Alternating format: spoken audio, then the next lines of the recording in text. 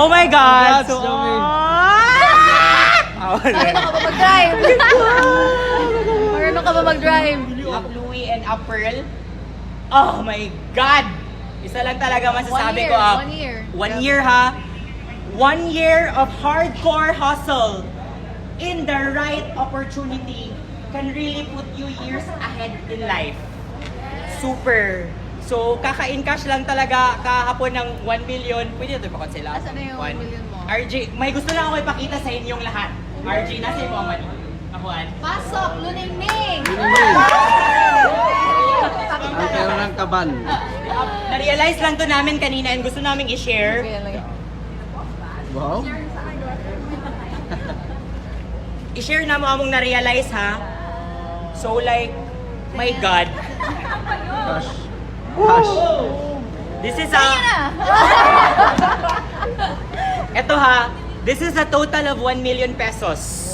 Wow! For 1 year, doing wow na kayo siya nga wow. But na-realize namin kanina, my God, parang pupunta tayo sa level ng network marketing na magiging normal ang 1 million pesos in 1 month. So ikaw right now, eto ha, ikaw right now, goal mo is 100,000. Ito lang ho. Ito lang ang goal income mo as of the moment or kinikita mo ngayon. Compared sa kayang ibigay ng easy. And partida, ang kayang ibigay sa easy is more pa. 15 times That. this one. So napaisip ako kanina talaga ba, ikaw na parang empleyado, tama yung sinabi ni Abing, tumatak talaga sa akin kanina.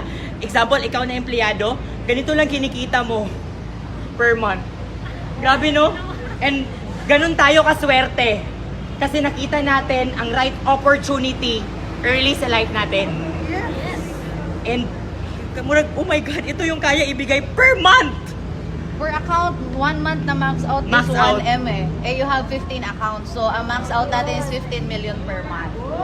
So, maybe nalalakihan kayo now looking at this. But, sa isang pie ng pizza, 1 slice pa lang ito. One slice pa daw ni guys. Diba? Slice pa ni, I want more! One slice ba? Parang Grabe, no? kanina ba, na-realize ko talaga how much talaga nag-stretch yung psychological wallet. Na pagtanaw diri mo, wow, okay, normal. Na Okay, nagani 1M. siya. Okay, 1M. Isang ganon. Bayad na natin. Muna siya ginana ba? Ganyan na. Inyo na, kana siya. And, yun lang talaga masasabi ko. Hindi siya nag-make sense until now, yung always yung sinasabi na, my present is your future. Ramdam ko, until now, No? na parang, oh my God, totoo talaga siya, Ka na na. nagiging present talaga siya. At yung words lang talaga, natutulala na lang talaga ako sometimes na napapaisip ako na dreams do come true talaga. Dreams do come true. So kapit lang talaga, matirang mayaman. Isa na na-realize ko, buti na lang nag-networking ako.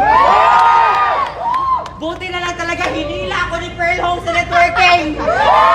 Buti na lang talaga mentor ko Pearl Hong, Louie Gascon. Oh my God, ang swerte natin. Maraming salamat sa inyong lahat. Let's do the follow-up! Guys, dahil nabitin tayo kanina sa video ko dahil may tumawag.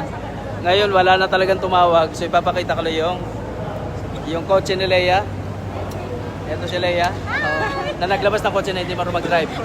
Tapos ito, marunong to mag-drive pero kaliwat kanan yung ginagamit na sa Matic pero nagpa-practice pa lang pero galing din. Ayan yung auto niya.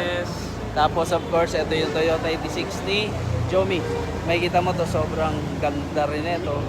Oh, so ito yung result ng negosyo na hindi pong yung mga gantong result na nakakatuwa din kasi kailangan mo na magkaroon ng negosyo na opportunity na ito yung na magbibigay ng gantong result. Alam ko masipag ka, alam ko magaling ka.